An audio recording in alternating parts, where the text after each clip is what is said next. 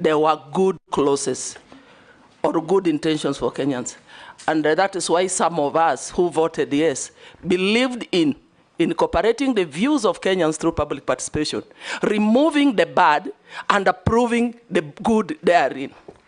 Having said that, one of the reasons why we've been judged harshly by Kenyans, and again you've alluded to that, is the miscommunication. How we communicated the contents in the finance bill to Kenyans, which was surrounded by a lot of propaganda. Now my question to you, how best do you think that we should communicate to Kenyans? How best should we do public participation going forward? Because you are the one who is going to bring to us the next finance bill. Secondly, you've also spoken to the aspect of revenue raising. And you've said you're going to look at, have a dialogue with KRA and see how best to improve KRA. Do you believe by just restructuring or reorganizing KRA, we will be able to raise sufficient revenue to finance our budget? If not, what other revenue raising measures do you intend to bring on board, because you're the one who will be bringing to us the finance bill? Last but not least, we have interns in KRA. Some of them have been serving for the last 3 years and just getting stipends. They have not been confirmed. Yet I'm also aware that KRA is understaffed. For them to realize the objective, they need to be staffed properly. What are your thoughts? What are you going to do about it? And finally, the last one. One at a time. The last one, Honorable You've Speaker. hit 2 already. Just the last one. Again, a nominee in the supplementary estimates 1 for 24-25. We have rationalized expenditure for all sectors in pursuit of fiscal consolidation. And this is adversely affecting some of the social safety nets that are likely to affect the most vulnerable members of the society. How do you intend to turn around the economy so that you cushion Kenyans to prevent negative impact on their welfare? Thank you. Members, at least be conscious of your colleagues also queuing to ask questions. Chair, my apologies. We've worked with the nominee in the budget and appropriations, and we're also in the same line. So I had a number of questions. Thank you. Divorce and due familiarity with the nominee, and interview them in the manner we have been interviewing others. Dawood. Thank you, Mr. Speaker. One question. Thank you, Mr. Speaker. The nominee, Honorable Badi, the division of revenue for the county governments was reduced because of the failure of the 2024-2025 finance bill falling. And now, subsequently, the finance bill 2023 has been declared unconstitutional. Do you, in your opinion, think that again you will ask for the division of revenue from 380 billion going to the counties going down again? Secondly, is the tax policy. Being an accountant of long standing, there has to be, tax has to be simple and not be changing each and every other day. You have to give businesses time to recover, because if you change tax policy every other year, how do people plan on what they are going to do? Because that is the other issue. You talked about pending bills as well. You said they should not be paid, or you will have a system. What kind of system are you talking about? You're saying they will not be paid, or you will pay them, but in what manner will you pay them? Thank you. Murugara as well. Thank you, Mr. Speaker. Nominee, the Honorable John Bandi. To the eyes of Kenyans, you are actually the treasurer of the country. You are the one who is going to be responsible for everything that we treasure, especially our money. The first limit is, would you be able to take a stand and keep that stand firm Will your yes be a yes and your no be a no? And if so, Kenyans know very well that the reason why we are where we are grossly is because of pilferage of public resources. And everybody knows what the Auditor General, whom you propose to be funded, has been reporting year in, year out. But not one, not two have been taken to court or any form of action taken where it is glaring that public resources are actually being wasted. If this committee affirms you to be the CS Treasury, can you tell Kenyans whether you would actually stand with them to have all thieves, corrupt people, everybody who has pilfered, being brought to book to take responsibility for that crime? And answer those, Honorable Mbadi. Thank you, Mr. Speaker. Through you to address the questions raised by Honorable Massey. Honorable Massey, I can't overemphasize the value of communication, and I would repeat again that one of the weaknesses of the Finance Bill 2024 is that it was not explained properly. And remember, there was this tax on motor vehicle. No one could explain why it was necessary. The people, some of the people or speakers the government sent or Treasury sent to explain it even made a mess of the explanation by saying that this is to increase or enlarge the tax base. Yet almost every one of us who owns vehicles, we pay taxes in one way or the other. So communication is key. Public participation, I think National Assembly, Senate, we need to come up with a clear legislation on public participation.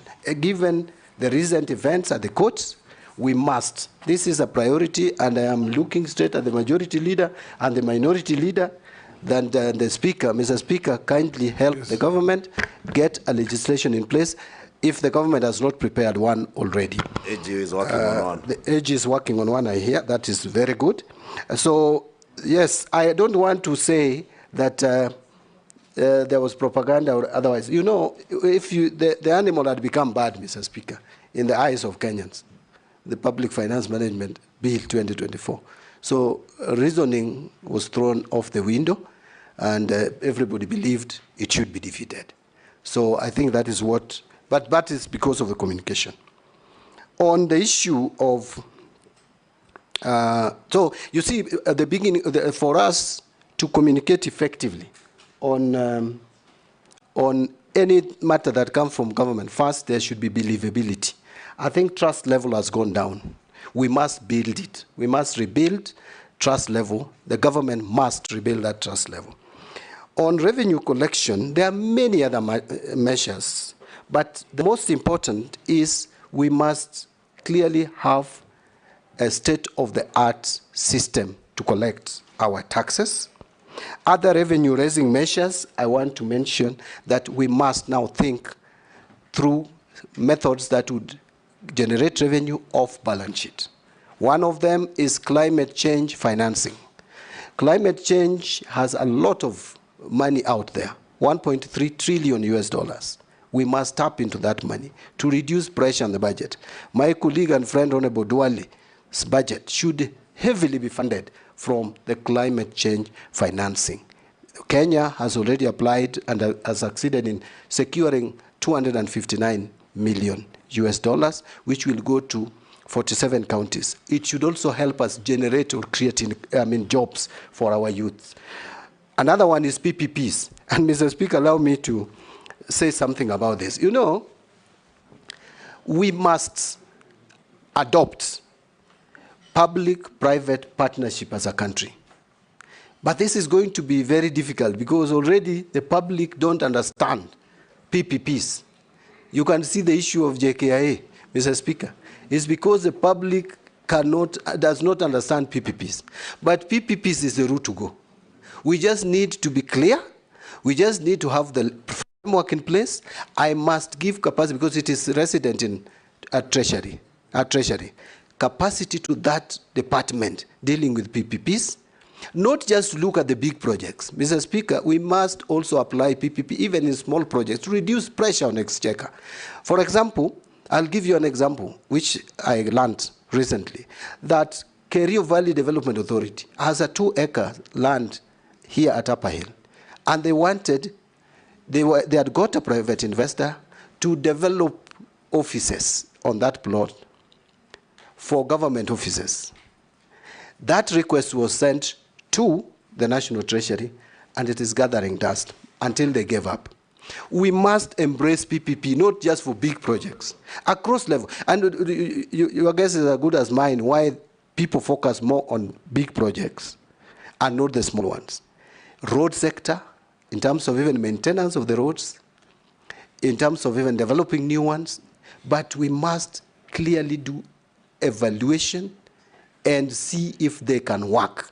There is the energy sector, even agriculture, irrigation, we can do PPPs, even the communication, all sectors of the economy, so that we reduce pressure from the exchequer.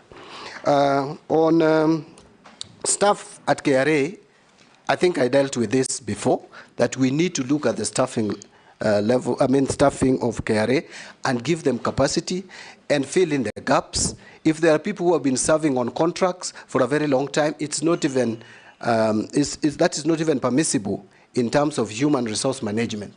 There is a period through which you can work as a temporary staff. On supplementary one, how do we turn around the economy? This one, I have a lot to say, but I don't want to say so much that I have, because it may take the whole day. Let me just, in 1 minute, summarize. Why is it that our economy grows at 5.6% but is not felt?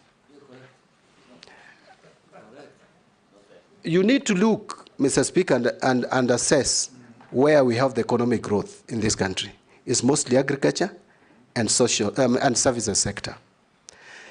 Agriculture is known not to be very good in raising revenue for the economy. Not very good in raising revenue, world over. Why? Because it's largely informal.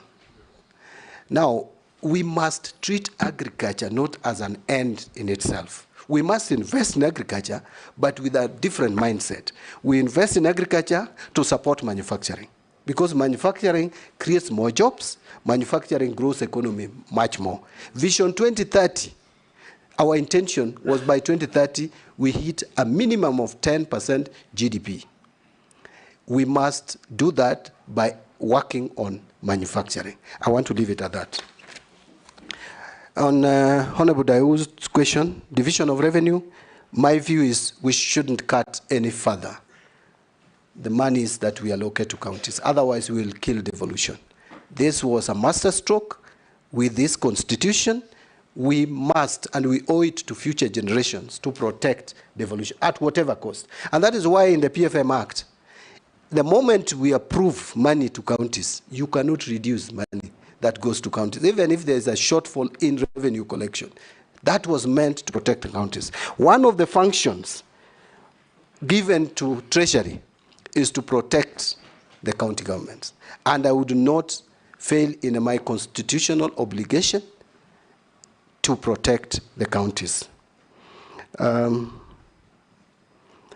Taxation, I cannot agree with you more. Our tax laws are sometimes too complicated, making it very hard for taxpayers. In fact, it is causing taxpayer apathy.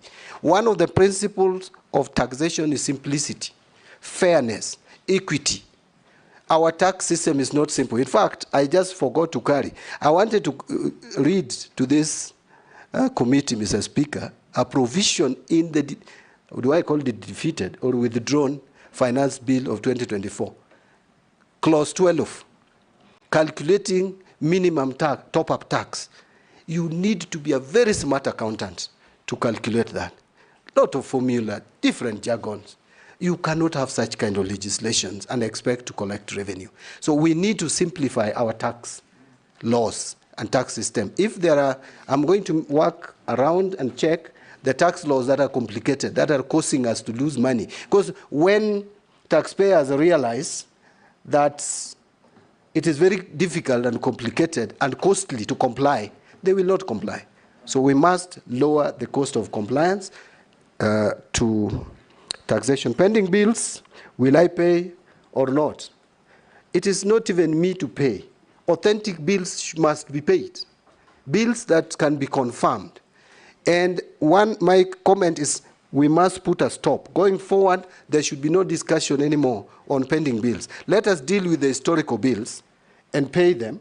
But going forward, let us not allow MDAs to accumulate more pending bills. And by the way, you'll remember, I have a constitutional mandate. Actually, it is in the statutes. If a accounting officer fails to do what should be done, we can withdraw that power from accounting officer. And that power is with the Cabinet Secretary for Finance. So I am not scaring anyone, but let them be on notice that if you are not going to do what is provided for in the PFM Act, please, you will not be an accounting officer of the government of Kenya. On Mrugara's questions, will I be firm? This one, I think Honorable Mugara has an answer. Because, you see, those who know me... He wants to hear from the horse's mouth. Yeah, those who know me know my level of firmness. That does not mean I'm disrespectful. You must know who your boss is. You must know where your loyalty lies. But loyalty does not mean that you must be a yes person. I have, in a number of occasions, disagreed with my party leader, who was my boss in the party. You wouldn't know about it out there. Honorable Junet would know. Firmly, but I don't talk about it, because then that would be disrespectful. So if I am told to do what I should not do, I will not do it, if it is not provided in law. Because my duty number one is to protect, safeguard the Constitution. I hope that answers. Owen? On the last one. Yes. On pilferage of public resources, I think this... it has been in the streak that of I your have answers. addressed even previously. It has Thank been you, in the streak of your answers. Owen? Thank you very much, Honorable Chair, Honorable John Mbadi. Two quick questions. One, VAT refunds and tax refunds is actually one of the loopholes that people use to pilferage funds in the government. And you're an accountant, you understand this, I've heard you talk about it. Now that you're in that seat, how are you going to ensure that we don't continue to lose funds through tax refunds, especially VAT refunds? What mechanism will you put? And courts have been used as a means to sabotage government, that people, if you must give back money to taxes, they rush to court, and a lot of money actually is held. Billions of shillings is held because there are court cases, and therefore government cannot access it. What are you going to do to unlock that money, reduce corruption in terms of VAT, and ensure that there's enough cash flow? Secondly, equally, I know you're a believer in constitutionalism. If you look at the Constitution, it's very clear. You have money for counties, you have money for national government. There's also another fund called Equalization Fund, for which many cabinet secretaries have never taken it seriously. And therefore, they pay counties, they pay national government, but Equalization Fund is put under the carpet. And actually, it is Treasury which manages it, unlike the other funds, and therefore they never, and yet Constitution is very clear on Equalization Fund, but this money has never, I think it was disbursed only once. If approved, John Mbadi, what are you going to do about it? Lastly, John. Thank you. This is very important. Two questions. This is very important, Speaker, if you allow me. You have, in your career in Parliament as a public, I don't want to call you a politician, but a public service servant. You have disagreed a lot with a lot of the issues that have come from Treasury. A lot in Parliament. You have disagreed. Those are actually prepared by mandarins that you will find there. You know, and especially on finance bill and matters finance, you've agreed with them totally in almost everything, as you've been leader of a minority in. How are you going to change? Are you going to change the people? Or you will become, you know, there's a popular saying that same monkeys, same forest. You know, are you going to be one of the monkeys now there? Or are you going to say, I want all the monkeys out, and you become the bigger monkey and manage? Thank you. Robert? Thank you, Speaker. From skunks to monkeys. Now, Speaker, you'll allow me two quick questions, one on integrity and the other one on capacity of the nominee. And from the words of the nominee, trust level has gone down, and that's one of the problems we are facing. Now, this is a public office that you've been nominated to that requires serious public trust. I want to take you back. Today you've admitted that there are very many good provisions that were lost in the finance bill. In fact, you're looking for ways by which you will be able to redeem. But you on the floor vehemently opposed this finance bill. In fact, at every clause you said, reject the bill. So now, doesn't this make you appear pretentious, deceitful, and probably a master at doublespeak? And why should Kenyans trust you? Because you've been on record and Kenyans watched and listened to you. Now, on the other bit, still on integrity, you know, we've had this case that one of your predecessors ended up in court on the issue of the dams, Aro and Kimwarer. I was in Parliament with you and we discussed this severally on the floor. These are payments that were made when, in fact, even the feasibility studies probably had not been completed. How will you make sure that these kind of payments will never again materialize from Treasury?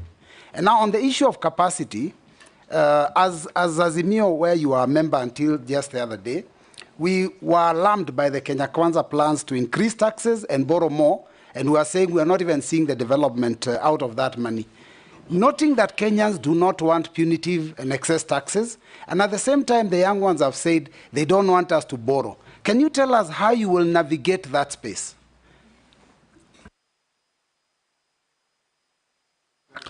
Thank you, Mr. Speaker, and thank you, nominee, Honorable Badi. Honorable Badi, you are getting into Treasury, whereby our health sector is extremely underfunded based on the Abuja Declaration and the United Nations recommendation on how countries should finance the health sector. In Kenya, the health sector highly depends on donors, and the donor basket is shrinking, and United Nations is requesting countries to increase domestic financing. The challenge comes whereby the resources within the country are also shrinking.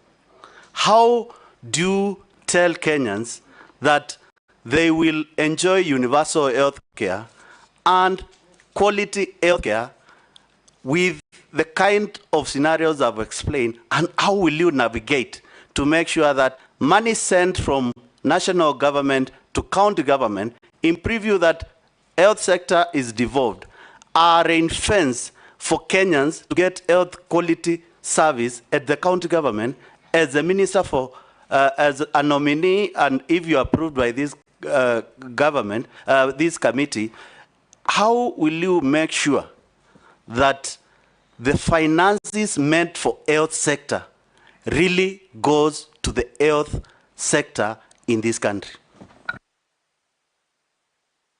You can answer those. Thank you. Let me start with, Mr. Speaker, let me start with the questions directed to me from Honorable Owen Bayer, the Deputy Leader of Majority. On VAT refunds, Mr. Speaker, we have the tax, this is what we call the tax expenditure. It is costing us quite a bit, in fact, almost $500 million every year to refund taxes, a lot of which are fictitious. It means there is a problem with the system, and that system must be corrected. But again, I think we need to, as a tax expert, and Mr. Speaker, I think I'm one of the people who can explain clearly the difference between zero rating and exempt commodities in this country. But I don't want to bore you with those explanations. I just want to mention that I think we need to have a conversation whether those items which we need to subsidize through VAT so that we don't expose Kenyans to untold sufferings as a result of high cost of living, we may think of most of them go to exempt categories, so that we avoid the zero rating of commodities, which result in tax refunds. Because tax refunds is largely, especially on VAT, as a result of zero rated commodities. yes, the prices will slightly increase because zero-rated commodities become cheaper in the long run if it is properly administered. And I want to be very careful there because the zero-rated commodity, sometimes the benefit is not passed to the consumers. So we need to emphasize and have almost every item that we want to still subsidize under VAT under exempt commodity. Then you will eliminate the issue of tax expenditure in that line. The other issue is also on the advance taxes that we pay. We must have a system that captures these advance taxes properly so that when finally the taxpayer files returns, they don't claim tax refunds which they don't merit. Then we will minimize the issue of tax expenditure. On equalization fund, I can't agree with you more. This fund must be operationalized. I know there are some challenges. When I get to the Treasury, if you approve my nomination, Mr. Speaker, I will find out what are these challenges. I'm told there are issues about whether to use counties or areas. The Constitution actually talks about areas. It doesn't talk about counties.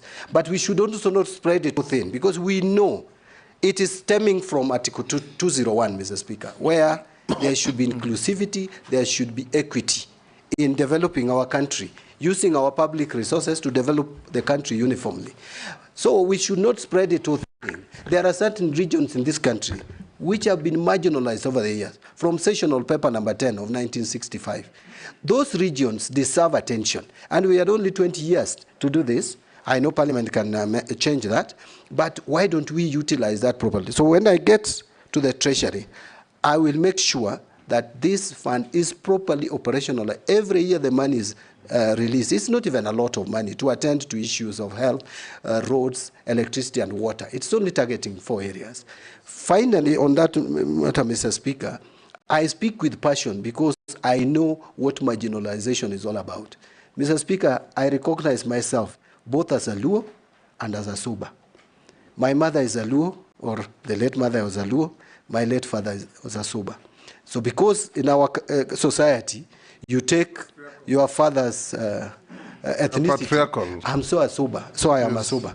Subas don't even constitute 2%, so we are a minority. I know what it means to be marginalized. I have been disagreeing with the National Treasury. No, I have not actually been disagreeing. I've actually been holding just a different opinion. Yeah, a different opinion. And by the way, now those opinions, we will have difference of opinion, Mr. Speaker, at the source. So it doesn't have to come to Parliament. Those opinions, the differences will now be at the source. And they will be harmonized there. And they will be harmonized, and I will finally, Mr. Speaker, take the same to the Cabinet. I'm the one who will be defending these tax measures, or whatever it is, whether budget estimates, or it is BPS. I'm the one who will now be presenting them to the Cabinet. I must present something that I'm convinced, I understand, and I agree with. But that does not mean that only my ideas will have to be taken. No, you must accept also to be advised. These people have wealth of knowledge. Some of them know probably even more than I do in matters of economics. So I will listen to them, but I'll take the responsibility. Honorable Mbui is now not trusting me. But, Mr. Speaker, you know Honorable Mbui was actually my deputy for 5 years. And he knows that I can be trusted. On the rejection of the bill, Mr. Speaker, we understand the circumstances. Actually, we were responding to Kenyans. And I was actually, Honorable Junet is helping me by telling me the whip was applied. I am a very faithful and loyal member of it. By the way, I have been a member of the Economic Council of Azimio, advising the leader of Azimio on economic matters. And I was convinced that even though there were some good provisions in the bill, which I mentioned when I was contributing on the floor of the House, you gave me 5 minutes as a speaker. And I said there are some good ones, but the bad ones now have made the good ones look bad. You know, and so the public made a referendum. There was a referendum, an official referendum by the public on this bill. Mr. Speaker, if you looked at the social space, everybody was saying reject. And since I am representing people, not stones, not animals, I had to listen to the people and do what they wanted, Mr. Speaker, by rejecting the bill. So there is no inconsistency. My trust the level is still where it was on the Bumbui. And by the way, I don't think I'm not a member of Azimio. I am, only that I'm not an official of Azimio. I mean, I'm not holding any political office. I'm still a member of ODM, by the way. On Arawa and Kemwarer, that, I must say, contracts in this country, Mr. Speaker, and my stint as the chair of Public Accounts Committee has taught me something, that the contracts that we sign, especially financial contracts, are lopsided. They are helping the lenders more than they help the country. Why on earth would you start paying interest on money that you have not received? I don't understand it. I don't get it. And this is why I'm saying when I get to the Treasury, if you approve my appointment, my nomination, I will have to get the opinion of the Attorney General. Because you find a lot of money, Mr. Speaker. It will come in the report of Public Accounts Committee. We pay so much money on undrawn funds because it is provided in the contracts. And so those issues around Aurora and Kimwarera and such like equivalent projects, Honorable Mbui, have confidence, will not happen during my tenure.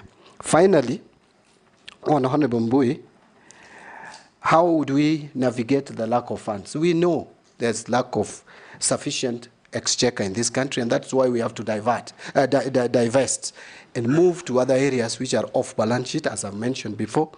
But more importantly, our project management system. We have 437, Mr. Speaker, that is the latest data that I have, of stalled projects. This is where we have invested money, but they have become white elephants. We must value these stalled projects and see those ones which we can pick up, take them up and complete them. Those which you can treat as sunk cost and discontinue them. But Mr. Speaker, there should be coordination between national and county governments. You find a huge government project, national government project, which was developed even from 10 years ago in a county lying there, yet a county government is constructing another state-of-the-art block of offices. Why can't we have a system where national government can surrender to county government some of these bills so that they can complete and use them? On Honorable Mule, Mr. Speaker, I'm trying to move fast. I hope I'm doing justice to all the questions.